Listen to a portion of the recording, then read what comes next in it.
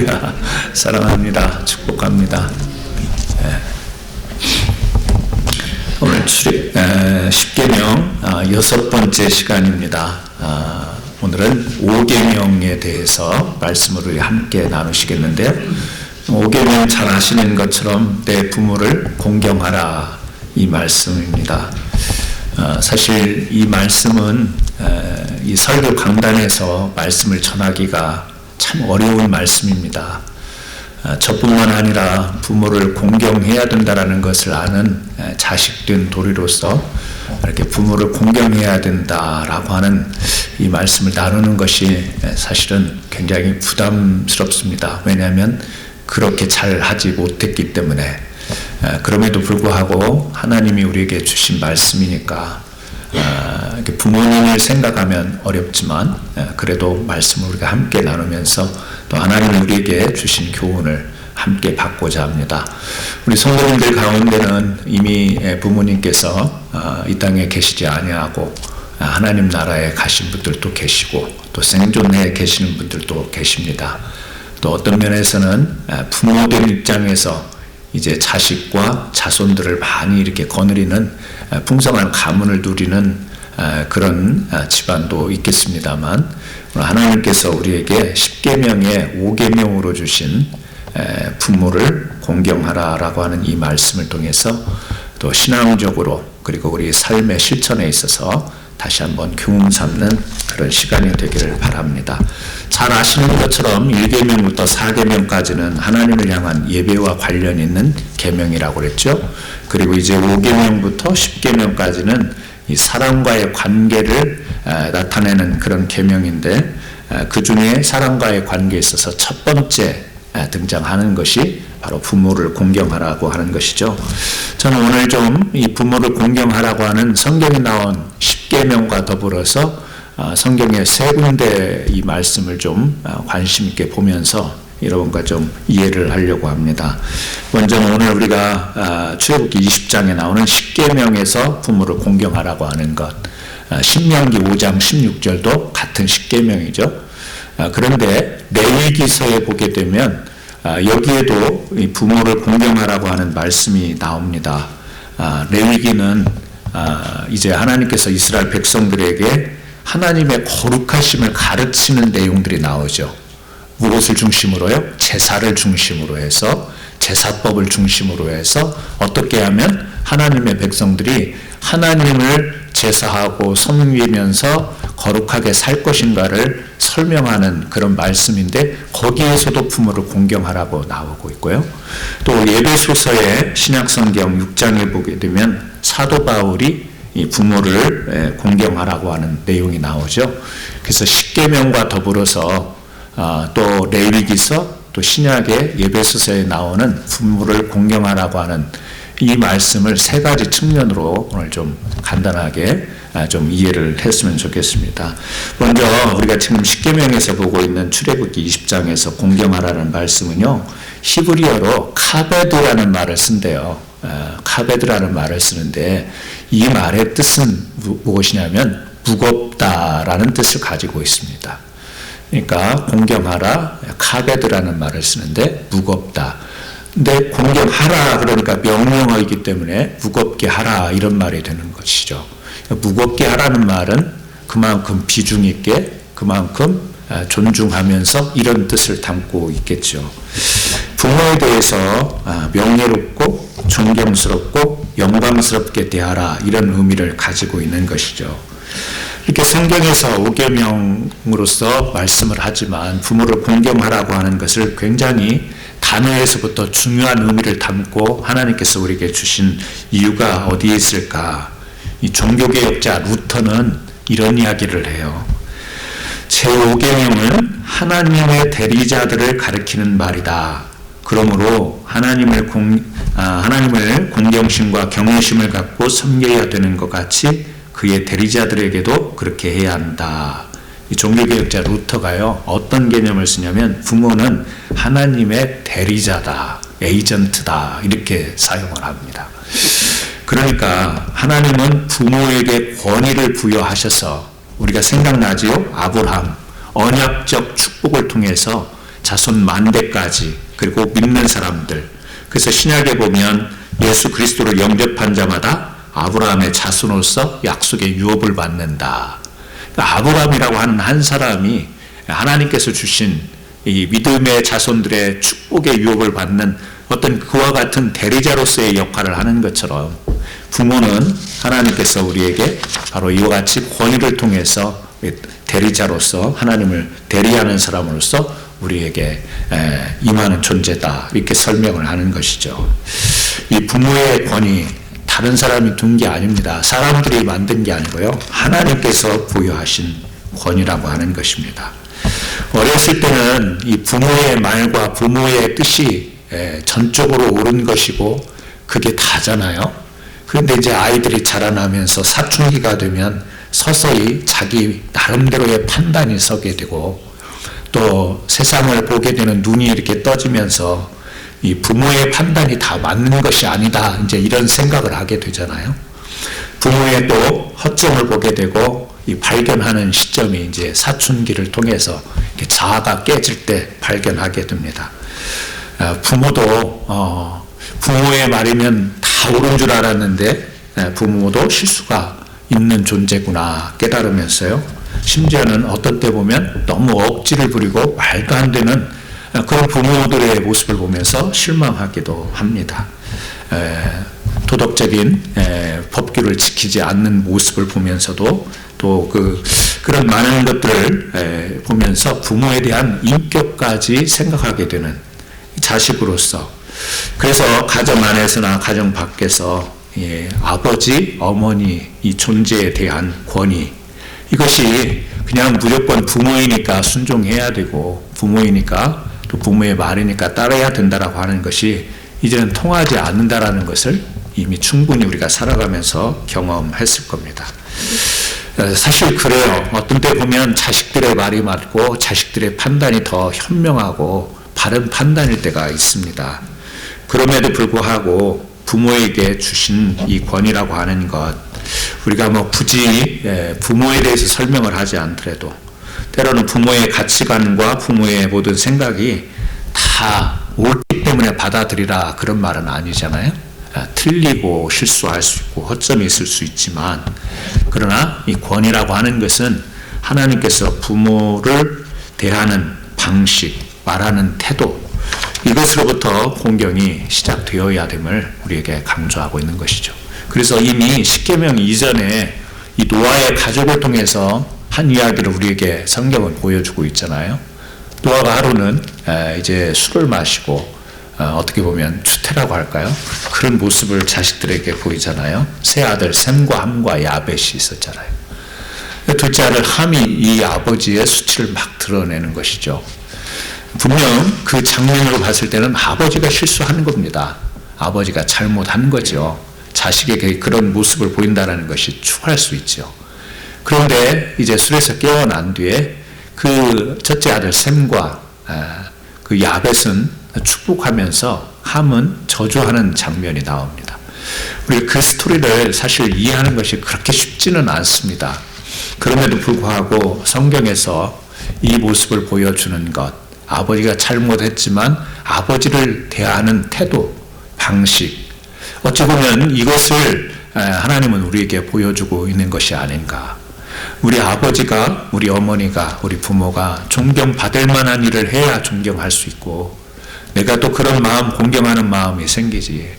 우리 사람들의 삶이라고 하는 것은 가정마다 다 다르고 개인마다 다르기 때문에 부모와 자식과의 관계가 정말 존경하고 사랑하고 화목한 가정도 있는가 하면, 어떤 집안에는 정말 끔찍한 상처투성이로 된 부모 자식 간의 관계도 있기 때문에, 그것은 우리가 낱낱이 서로에게 말할 수 없는 그런 부분이겠지만, 그럼에도 불구하고 부모를 공경하라고 하는 이 말씀 속에서 하나님은 우리에게 권위를 주시고, 그 부모가 다 말하고 행동하고 사는 방식이 다 옳아서라기보다는 그 부모이기에 하나님이 우리를 영으로 지으셨지만 육신을 통하여 주셨기 때문에, 이 육신을 통해서 이제 부모된 이 부모를 우리가 존경하고 공경하는, 그래서 말하는 것이나 행동하는 것이나 대하는 태도나 이것에 대해서 엄격하게 공경하라고 그렇게 말씀합니다.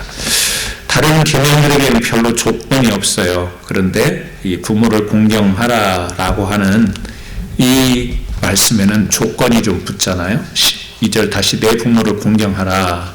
그리하면 조건이 붙어요. 내 하나님 여호와가 내게 준 땅에서 내 생명이 길리라.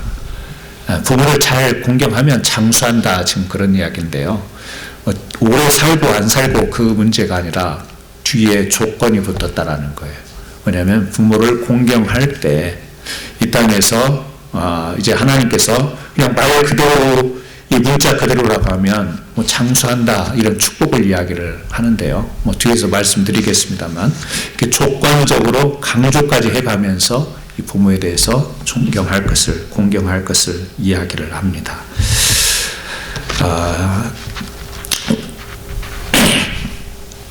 부모님들이 이제 뭐 생존해 계신 분도 계시고 그렇지 않은 분도 계시지만 연세가 드시면서 판단력이 흐려지고 정신력이 흐려지는 것 누구나 다 겪게 될 문제 아니겠습니까?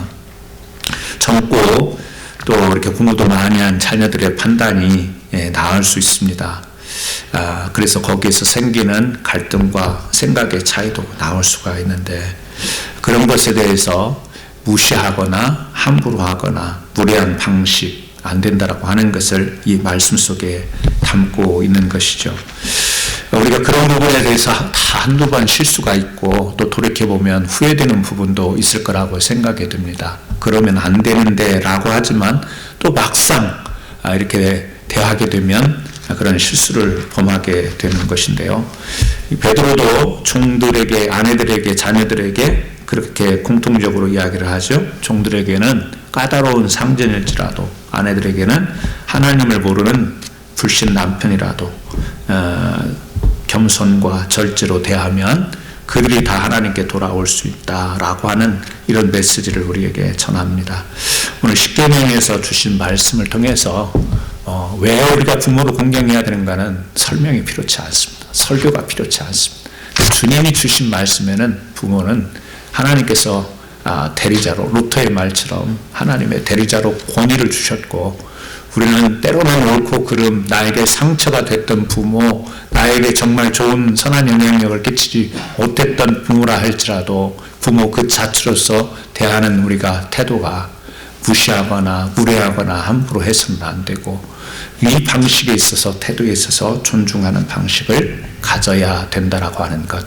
더 연장으로 나가면 그것은 단지 부모에게만 한정이 되겠는가? 아니죠.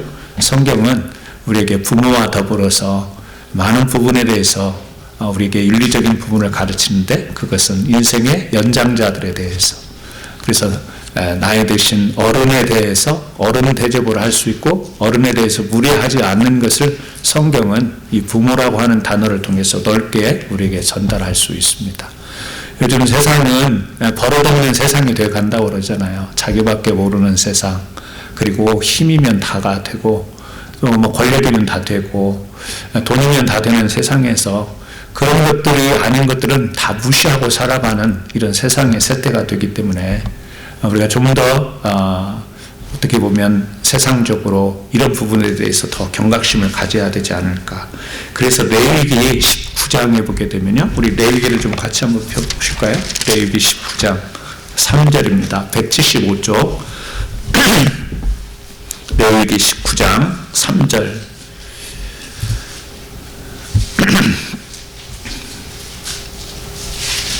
레위기 19장 3절 175쪽입니다. 같이 읽습니다. 너희 각 사람은 부모를 경외하고 나의 안식일을 지키라. 나는 너희의 하나님 여호와니라. 여기는요 십계명이 아니에요. 근데 거의 십계명과 같은 내용이 이 부모를 경외하고 이러면서 쭉 이어지는 말씀인데요. 우상 숭배하지 말라. 그 뒤에 이어지는 말들이 다 십계명에 나오는 내용들이에요. 그런데 19장 1절 2절 보세요. 여호와께서 모세에게 말씀하여 이르시되 너는 이스라엘 자손의 온 회중에게 말하며 이르라. 너희는 거룩하라. 이는 나 여호와 너희 하나님이 거룩함이라. 뭘 말씀하시냐면 거룩함을 이야기해요. 구별됨을 이야기해요. 그런데 아까도 말씀드렸지만 레위기는 그 거룩함을 무엇으로 드러내냐면 하나님께 제사하는 걸로, 예배하는 것으로 거룩함을 우리에게 말씀을 하세요. 그런데 여기서 우리가 관심 있게 봐야 될 것은, 자, 그렇다면 하나님께 이렇게 거룩한 사람이 되기 위해서는 제사를 통하여서 하나님과 닮아가는 것인데, 하나님은 지금 뭘 해야 되냐면 부모를 공경하라 그러면서 뒤에 이어지는 내용은 이 사회에서 우리가 살아갈 때 다시 말하면 실제 우리 사는 모습까지 언급을 합니다. 그러니까 우리가 하나님께 거룩하게 나가는 것은 예배를 통해서 예배를 드림으로서만이 아니고 실제 삶에서 우리 인간에게 주어진 도리의 삶을 사는 것이 바로 거룩한 삶에 포함되는 내용. 그러니까 예배만 잘 드리고 찬송하고 기도만 잘한다고 그것이 거룩한 삶이냐? 아니라는 거죠. 삶의 영역, 모든 영역에서 가장 어떤 일은 부모, 어른을 알아보는 것으로부터 그 거룩함과 그 다음에 사람이 또 하나님 앞에 구별된 사람으로서 살아가는 모습을 그렇게 실천적인 삶을 통해서까지 하나님은 말씀하고 있는 것이죠. 그래서 우리가요, 거룩한 제사, 거룩한 예배를 드린다라고 하는 것은 그냥 주일날 우리가 찬양하고 기도하고 말씀 나누는 이 예배를 잘 드렸다고 해서 거룩한 게 아니라 이 예배도 잘 준비된 예배, 정성된 예배를 드려야 되지만 이 예배를 드리고 실제 생활에 나가서 우리 말하는 것, 사람에게 대하는 것, 행동하는 모든 것에 있어서 하나님이 원하시는 대로, 하나님이 권위를 두신 대로 위로는 공경하고 아래로는 사랑하고 이렇게 하는 이런 삶을 우리가 잘 살 때 그것이 바로 거룩이다. 이것을 레위기서는 이야기를 하고 있는 것이죠. 요즘에 우리 레위기 잘 보지 않습니다. 왜? 제사법이 적용되지 않으니까. 그런데 이 레위기를 우리가 그럼에도 신약시대에 은혜시대에 봐야 되는 이유는 이 하나님의 뜻이 다 담겨 있잖아요. 제사를 드리지 않고 제사법을 우리가 배울 필요는 없지만 이 레위기가 무엇을 말하고 있는가를 보면 굉장히 우리는 중요한 말씀이죠. 그러므로 우리가 어떤 사람들은 크리스찬이라고 하는데 참 예의가 없습니다. 보면 크리스찬이라고 하는데 교회 다니는 사람이라고 하는데 또 교회 직분자라고 하는데 사람들한테 행하는 말하는 거나 행동하는 걸 보면 굉장히 무례합니다. 당황스러울 때가 있죠. 왜? 하나님이 우리에게 가르쳐 주신 건 그게 아닌데 그냥 교회에서 교회 생활 따로 또 아니면 가정에서 따로 또 우리 그냥 사회에서 따로가 아니라 거룩이라고 하는 것은 온 영역인데 우리가 그럴 때 이제 당황스러운데요. 또 남의 눈에서 그렇게 느끼지만 우리 자신들도 혹시 그렇게 생각하지는 않았는지 그렇게 살지는 않았는지 뒤돌아볼 필요가 있는 것이죠. 우리는 레위기서가 예배를 어떻게 드려야 되는가에 머무르지 않고 바로 하나님의 성품을 닮아가는 우리의 총체적인 삶을 이야기하고 있다라고 하는 것. 그래서 부모, 우상, 또 9절에서 이 레위 19장 9절에서 10절을 보게 되면 출수 시에 가난한 자를 배려하는 이야기가 나오고요. 또 11절에 보면 도둑질해서는 안 되고요. 또 11절 이하에서는 거짓말해서는 안 되고 또 12절에는 거짓 맹세해서는 안 되고 또 13절에 보게 되면 품꾼의 싹을 제대로 지급해야 되는 것을 이야기를 하고 또 14절에 보면 장애자들에 대해서 인격적으로 대해야 되고 15절에 보면 재판을 공정하게 해야 되고 16절에 보면 이웃을 비방해서는 안 되고 우리 이거 다 걸려요. 이웃 비방하고 막 그렇잖아요.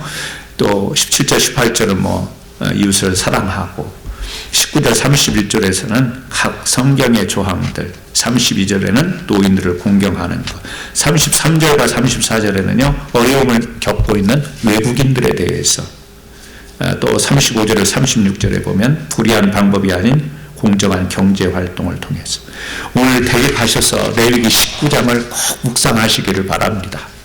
여기서는 다 읽지를 못하지만 레위기서 19장을 읽으면 단순히 부모를 공경하라 이 말씀으로부터 시작된 말씀이 바로 하나님의 거룩으로 우리가 어떻게 살아가야 될지를 말하는 것이고 바로 이것이 어떻게 보면 십계명의 풀이라고도 그렇게 할 수 있는 내용들이에요. 우리 살아가면서 여기 안 걸리는 사람 어디 있습니까? 부모 공경하는 것도 마음에 걸리는 부분이 많이 있고 또 가난한 자들 도둑질 해서는 안 되는데 왜 이렇게 제 사무실에 가면 볼펜이 많은지 모르겠어요. 제가 산 볼펜이 아닌데 볼펜이 수두룩해요. 저는 절대 도둑질한 거 아닙니다. 근데 가보면 있어요. 나도 모르게 뭐 이렇게 내 것이 아닌 것을 소유하는 것을 꼭 도둑질이라고는 못하지만 의식 중에 무의식 중에 우리가 도둑질뿐만 아니고요. 이 삶에서 남을 무시하고 비방하는 거. 내가 그 사람 미워한 게 아니야. 그 사람 비방한 게 아니야.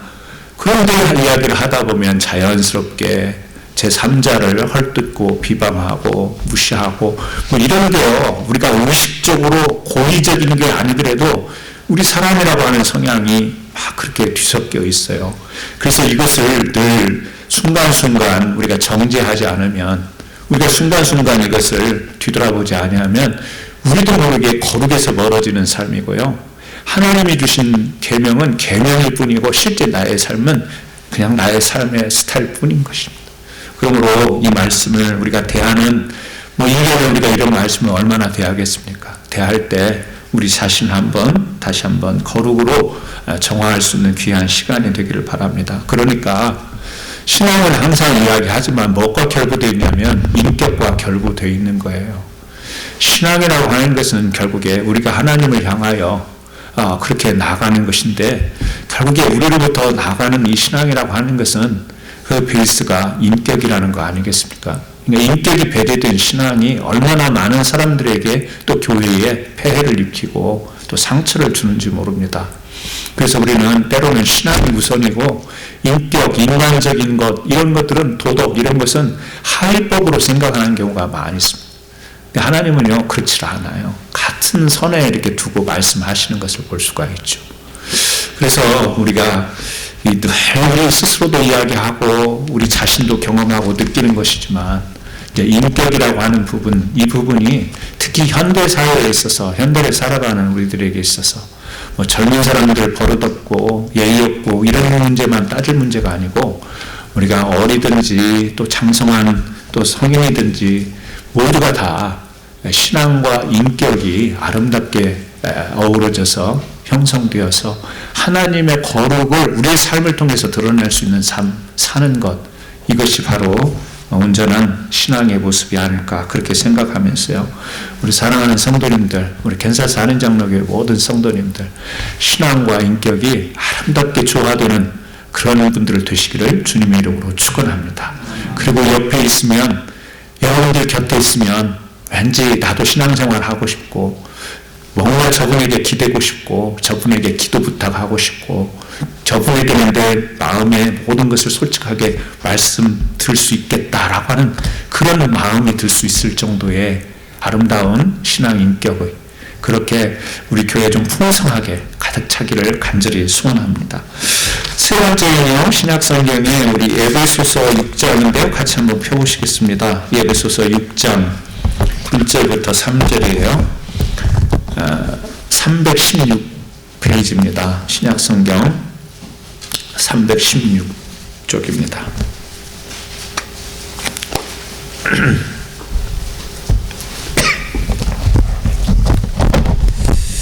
신약성경 에베소서 6장 1절부터 3절까지 같이 한번 읽겠습니다.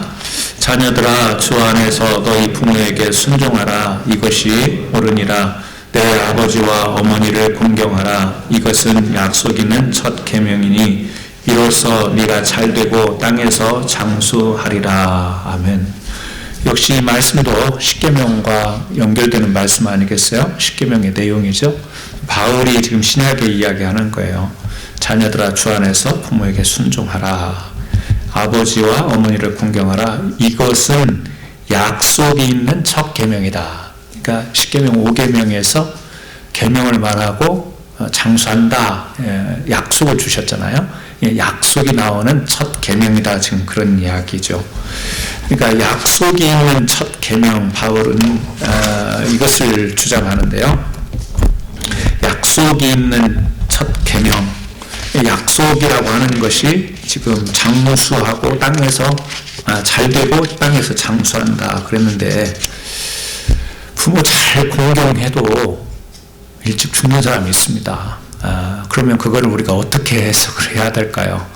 그러니까 이제 이런 것은 조금 의미적 확대가 필요한 것이죠. 그러니까 성경은 문자 그대로 장수의 복을 누리기도 하고요. 그래서 저는 이게 참 쉽지는 않았지만 많이 좀 생각을 하고 묵상을 해봤어요. 부모에게 잘하면 장수한다라고 하는 것이 단순히 오래 사는 것입니까? 라고 하는 그런 말씀으로 묵상을 해봤는데, 부모와 자식, 결국에는 가정을 생각해 본다면, 그 집안으로 들어가 본다면 그 가정에 하나님이 주시는 축복은 뭘까 생각할 때, 여러분도 다 나름대로 하나님이 가정에 주시는 축복은 이런 거야 라고 이렇게 말할 수 있겠죠. 자녀들이 잘 되기도 하고 어려움 당하지 않고 이런 것일 수 있는데, 저는 세 가지를 생각해 봤어요. 하나는 평강, 또 하나는 같은 말이겠지만 화목, 또 하나는 안정. 이 가정에 평강이 있고 화목이 있고 안정이 있다면 이게 가정의 최고의 축복이 아닐까, 그런 생각을 갖습니다. 가끔 우리가 뉴스에서 보는 것이지만 재벌가의 형제들끼리 막 형제난 그래가지고 아버지 부모의 유산 때문에 막 법정에 온 세상에 떠들썩하게 언론에 노출되고, 그런 장면을 보면서 돈이 있어서 좋긴 하겠지만 그 집안으로 보면 그 평강과 그 화목이 다 깨진 거 아니겠습니까?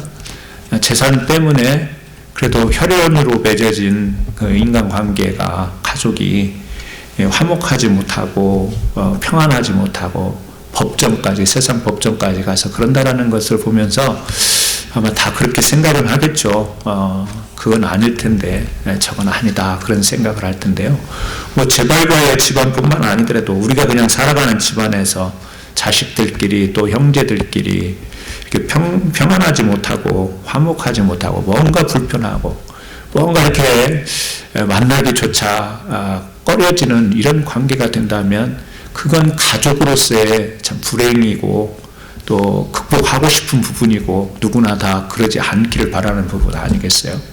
하나님께서 이 부모를 공경할 때 우리에게 주시는 마음은 결국에 존중하는 마음 아니겠어요? 하나님이 주신 가족의 질서, 권위에 대한 거기에 대해서 순종할 줄 안다라는 것은 형제 간에도 마치고 내 이제 식구들 밑으로도 마찬가지고, 다 그렇게 존중하고 사랑하고 감쌀 수 있는 관계가 된다면 평강하고 화목하고 안정되고.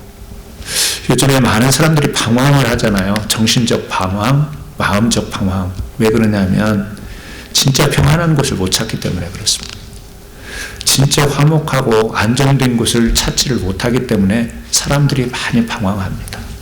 이 모임에도 가보고 저 모임에도 가보고 여기에도 소속되고 저기에도 소속되보지만 거기에 가서 참 화목하다, 참 평안하다, 마음이 푸근하다, 이런 것을 못 느끼니까 막 남자는 남자대로 여자는 여자대로 자식들은 자식대로 막 방황하고 떠돌아다니는데 진짜 평강과 화목과 안정된 것을 찾지를 못하는 거죠.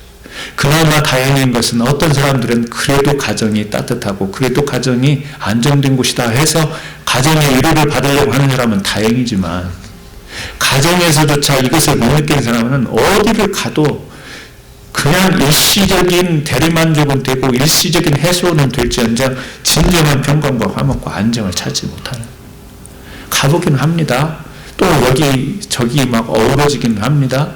어울려 보기도 합니다. 그런데 정말 평강과 화목과 안정을 주는 곳은 그렇게 많지가 않습니다. 근데 가정이라고 하는 것이 아버지가 계시고 어머니가 계시고 자식이 있고 그런 곳에 이게 없어버리면 이제 정말 힘든 거죠.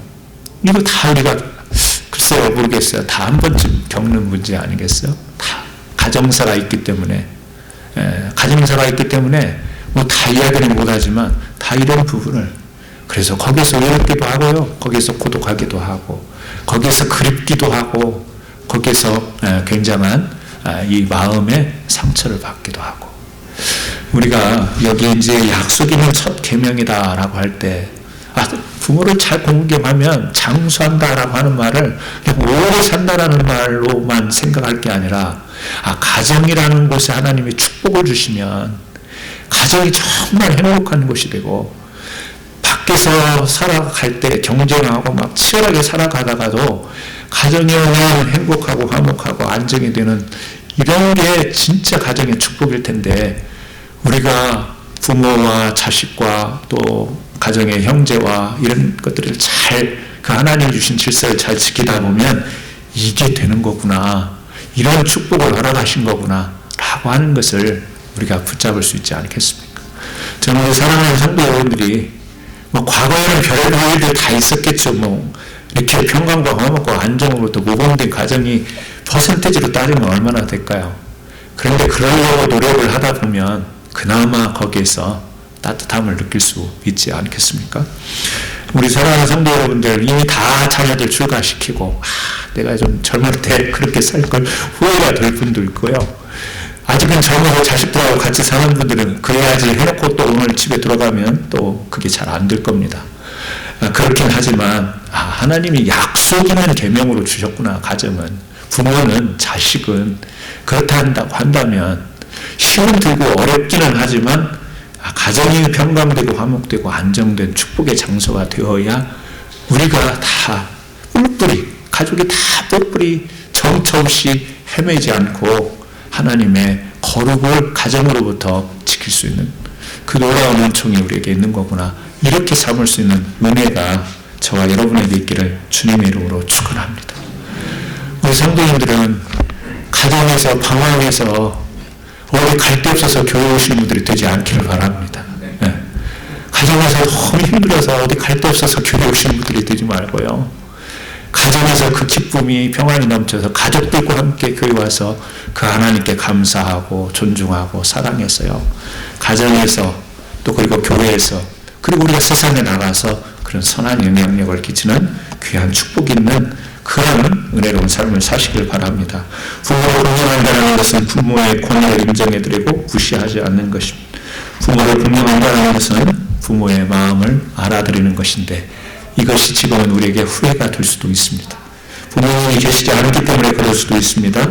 또 멀리 떨어져 있다 보니까 그 역할을 잘 못해서 그럴 수도 있습니다. 또 그것이 또 우리 자녀들에게도 또 같은 반복되는 문제일 수도 있습니다. 가정을 통하여서 주신 하나님의 복되심의 질서, 그 거룩을 다시 한번 상기하고 우리가 어렵지만 노력해가는 귀한 성도님들 되시기를 예수님의 이름으로 축원합니다. 우리 같이 한번 기도하시겠습니다. 오늘도 기도할 때 하나님 그렇습니다. 하나님이 가정뿐만 아니라 이 사회에 하나님은 권위를 두시고 그 권위에 순종하도록 하셨는데 특별히 부모님 또 이제 생각이 계시지 않지만 우리가 부모된 입장으로서 존경과 사랑과 또 공경과 이런 아름다운 어우러짐을 통해서 이 땅에서 참된 화평과 화목과 안정된 삶을 영위해가는 그야말로 예배만이 아니라 삶을 통해서 거룩을 지켜나가는 믿음의 백성 되게 하옵소서. 같이 한번 기도하시겠습니다. 하나님 감사합니다. 오늘 주님의 귀한 은혜를 통하여서 저희들이 하나님 제 5개명 25개명을 통하여 부모를 공경하는 말씀을 나누면서 하나님의 부모가 되시는 하나님의 수조 또 성경을 통하여서 우리가 하나님 어떻게 예배가 되고 그리고 삶의 실천 가운데 지켜나가야 할지를 선고해 보았습니다. 오늘날 하나님 인격을 주시려는 시대에 살아가고 있습니다. 아버지 하나님 깨지는 그런 시대에 부모님을 보는 시대 가운데서 다시 한번 삶의 거룩을 회복할 수 있는 귀한 삶을 살아가는 믿음의 성도들 되게 하여 주옵소서. 함께해 주시면 감사드리고 예수님의 이름으로 기도합니다.